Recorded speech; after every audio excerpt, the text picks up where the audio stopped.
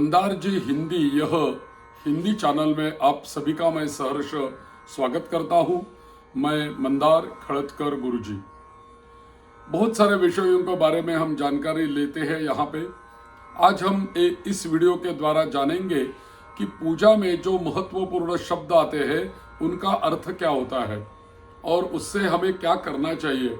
बहुत सारे पारिभाषिक शब्द होते हैं, तो जैसे कि पंचोपचार क्या होते हैं या तो पंचामृत क्या होता है, इसके बारे में हम जानकारी लेंगे।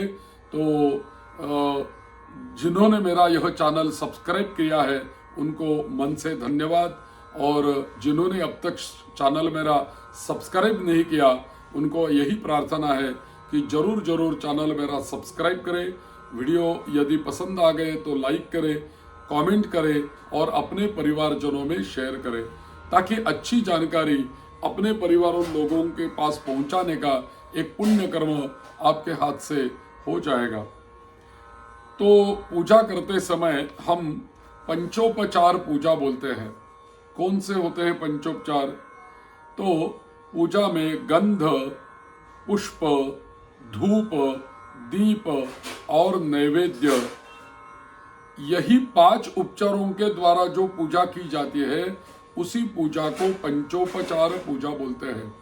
यह जो पंचोपचार पूजा होती है वह पूजा हमेशा उत्तर पूजा जब हम करते हैं ना, तभी यह पूजा करके भगवान का विसर्जन होता है। तो विसर्जन से पहले यह पूजा होती है। और भी यदि हमें षोडशोपचार पूजा करने का यदि समय नहीं होगा, भागा दौड़ी है हमारे पीछे, तो हम हर दिन भी पंचोपचार पूजा करके भी हम घर से निकल सकते हैं। इन 5 उपचारों का समर्पण करने के लिए ज्यादा समय नहीं लगता। तो गंधम समर्पयामि, पुष्पम समर्पयामि, धूपम समर्पयामि, दीपम समर्पयामि और हर दिन नैवेद्यम समर्पयामि। इन पंचोपचार के द्वारा पूजन करना, यही तो पंचोपचार कहलाते हैं। और यदि षोडशोपचार पूजा करने का समय नहीं होगा तो पंचोपचार पूजा हम कर सकते हैं, और यदि समय रहेगा तो जरूर हम षोडशोपचार पूजा करेंगे। और भी एक शब्द आता है पूजा में, पंचामृत। पंचामृत ऐसा बोलते हैं। किसको बोलते हैं पंचामृत? तो हमारे यहाँ जो अमृत के समान जो 5 चीजें होती है, उनमें से पहला है दूध, दूसरा है दधी, तीसरा है घृत घी, और चौथा है मधु यानी शहद, और 5वां है मिश्री यानी शक्कर। इन 5 चीजों का यदि मिश्रण करेंगे तो उसको पंचामृत बोलते हैं। हम जब भगवान को स्नान करवाते हैं तो दूध का अलग स्नान करवाते हैं, दधी का स्नान अलग होता है, घृत का अलग होता है। इसके सारे मंत्र पूजा में आते हैं। शहद का अलग होता है, मिश्री का अलग होता है। या तो सभी को इकट्ठा करके पंचामृत से हम भगवान को नहलाते हैं, तो इसे पंचामृत बोलते हैं। और यही पंचामृत बाद में हम तीर्थ, उसमें ही भगवान के अभिषेक का तीर्थ मिला देते हैं और तीर्थ कह के सब लोगों को प्रसाद में देते हैं। और एक शब्द आता है, जैसे पंचामृत होता है, पंचोपचार होते हैं, वैसा एक शब्द आता है पंचगव्य। तो पंचगव्य यानी क्या? यानी गाय का दूध, दधी, घृत और गोमूत्र, गोबर, इन 5 चीजों को यदि हम सम्मिलित करेंगे, मिलाएंगे, तो इससे जो रसायन बनता है उसे पंचगव्य बोलते हैं।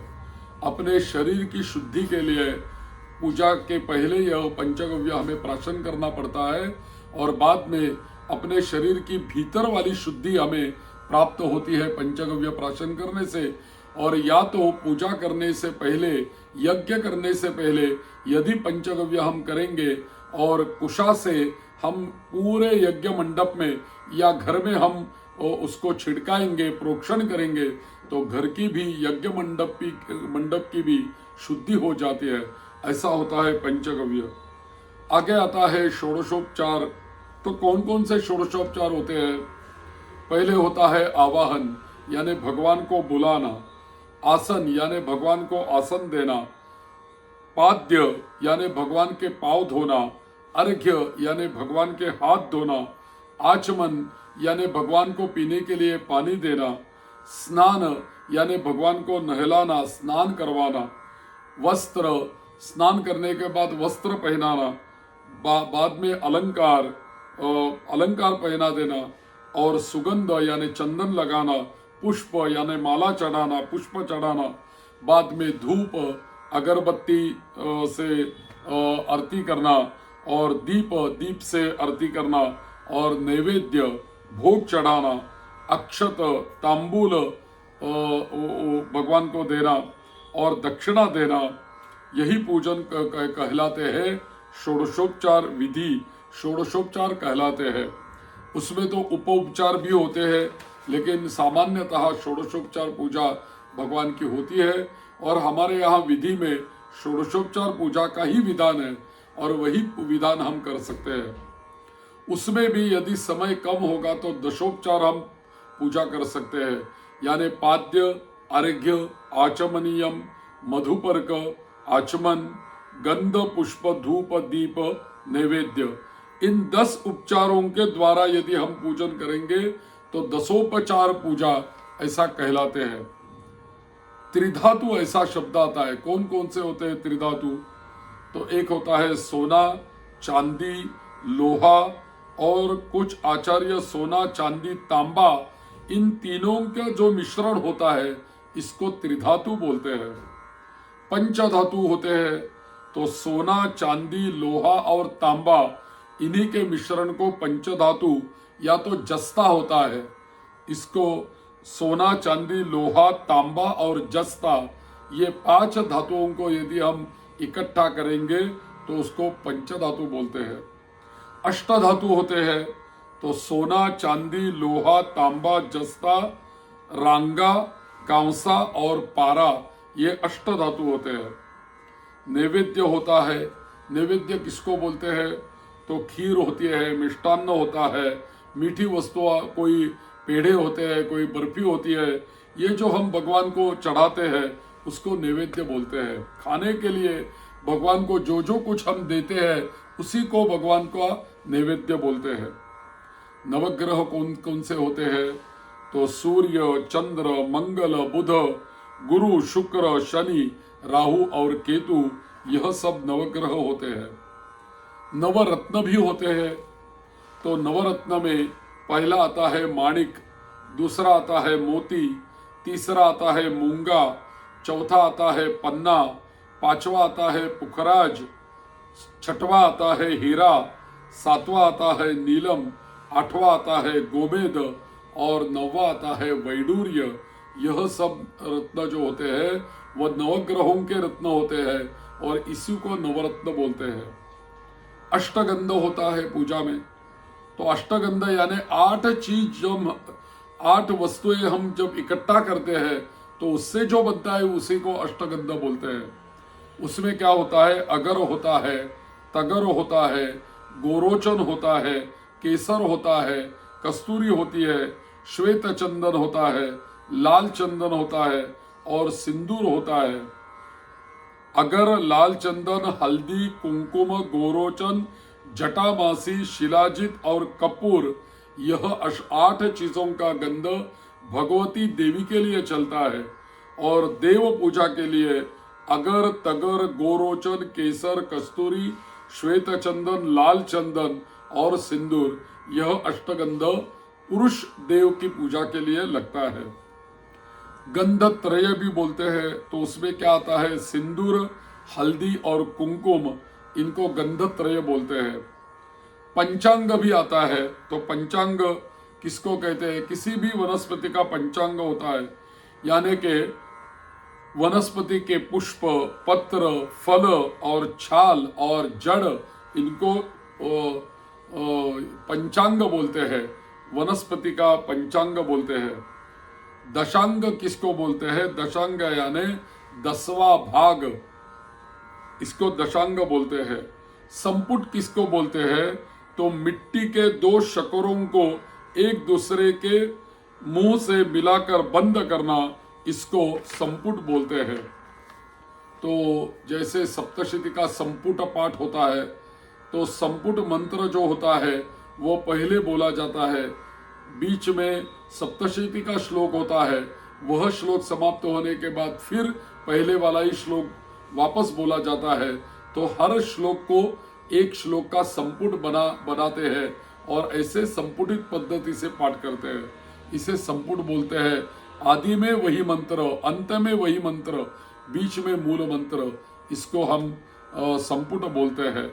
भोजपत्र किसको बोलते हैं?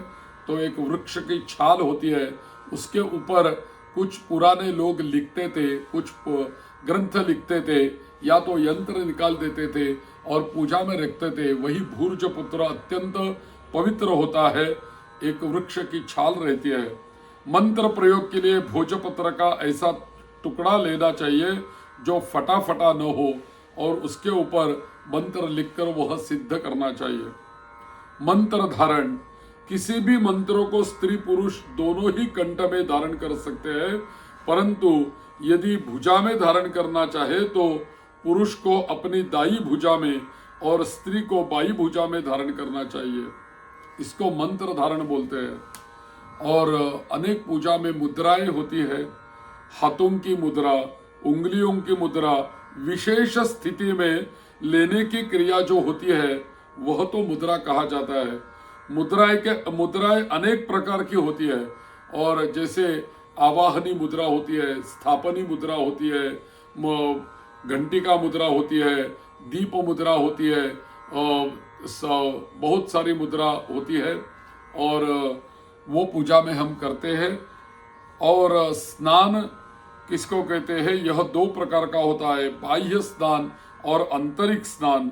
बाह्य स्नान जो होता है वो जल से होता है तथा आंतरिक स्नान पंचगव्य प्राशन से और मंत्र जाप से ही होता है, इसको आंतरिक स्नान कहते हैं। और तर्पण किसको कहते हैं?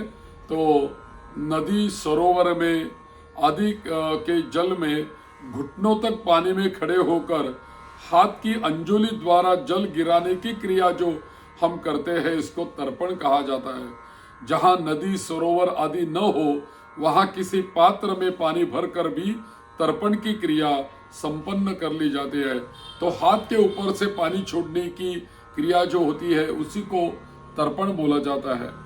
आचमन करते हैं पूजा में, तो हाथ में जल लेकर उसे अपने मुंह में डालने की जो क्रिया होती है उसी को आचमन बोलते हैं।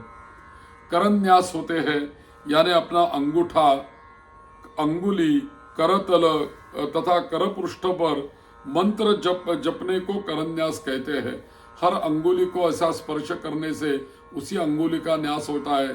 कर ऐसे घिसने से कर का न्यास होता है, पृष्ठ का भी न्यास होता है, तो इसको करन्यास बोलते हैं।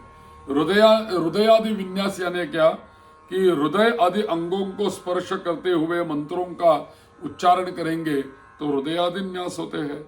अंगन्यास किसको बोलते हैं? तो हृदय, शिर, शिखा, कवच, नेत्र एवं करतल, इन 6 अंगों से मंत्र का न्यास करने की क्रिया जो होती है उसे अंगन्यास बोला जाता है। और भी अर्घ्य आता है। शंख, अंजलि आदि द्वारा जल छोड़ने को अर्घ्य देना कहा जाता है। घड़ा या कलश में पानी भरकर रखने को अर्घ्य स्थापन कहते हैं। अर्घ्य पात्र में दूध, तिल, कुशा के टुकड़े, सरसों, जौ, पुष्प, चावल एवं कुमकुम इन सबको डाला जाता है और उसी से भगवान को अर्घ्य दिया जाता है। पंचायतन पूजा जो होती है उसमें 5 देवों की पूजा होती है। पंचायतन यानी विष्णु, गणेश, सूर्य, शक्ति और शिव का पूजन इकट्ठा जिसमें होता है उसी को पंचायतन पूजा बोलते हैं। और एक शब्द आता है कांडानुसमयेन पूजयेत, यानी एक देवता के पूजा कांडों को समाप्त करके अन्य देवता की पूजा करने को कांडानुसमय कहते हैं। और एक होता है पदार्थानुसमय, यानी सभी देवों को एक ही उच्चार करके एक ही बार सभी को उपचार समर्पित किया जाता है, उसको पदार्थानुसमय बोलते हैं। और कांडानुसमय यानी हर एक की अलग अलग स्वतंत्र पूजा कर देना। उद्वर्तन यानी उपटन लगाना। अभिषेक यानी मंत्रोच्चारण करते हुए अभिषेक पात्र से या शंख से या श्रृंगी से सुगंधित जल भगवान के मस्तक के ऊपर छोड़ने की क्रिया को अभिषेक बोलते हैं।